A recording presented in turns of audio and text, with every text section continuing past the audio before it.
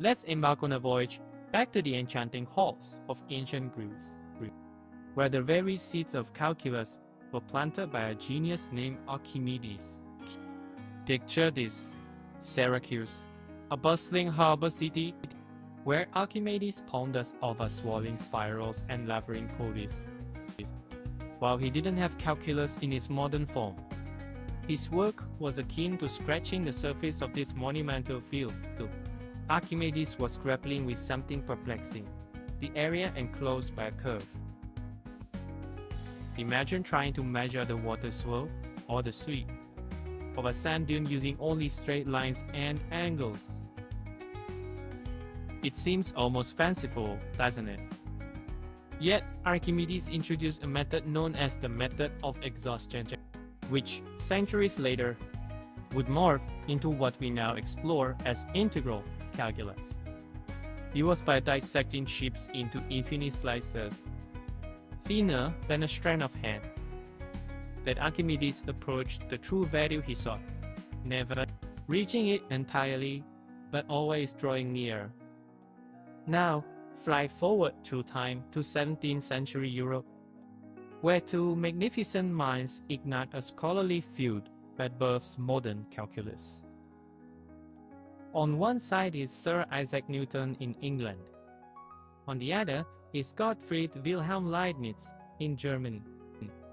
Both men are fiercely intelligent and independently converging on a similar revolutionary idea: calculus. Newton calls his discovery fluxions, inspired by his obsession with forces and the flux of motion.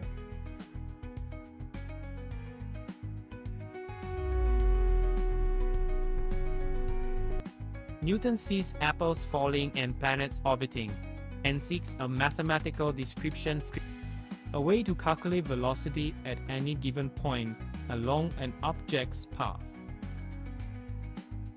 Meanwhile, Leibniz sees sketching, symbols and notations, many of which we use today in calculus, like the integral sign, which resembles an elongated S.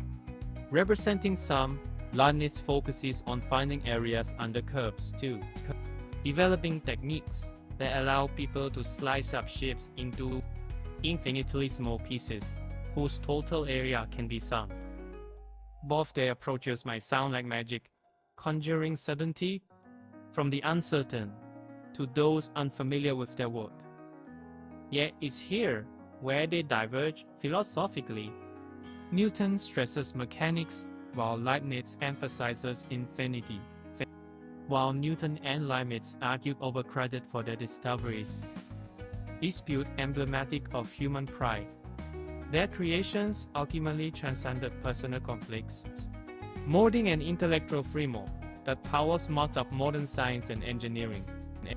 So think about this dazzling journey from ancient Greece through tumultuous Europe as more than just a tale about abstract symbols.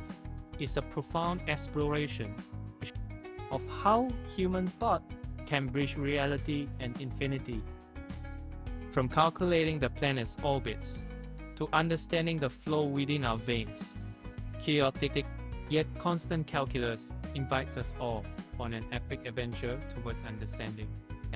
And just like that, dear listener, even without wielding a compass or unrolling blueprints under your fingertips today, you can grasp not merely tales from dusty books, but vibrant insights sprouting from life itself.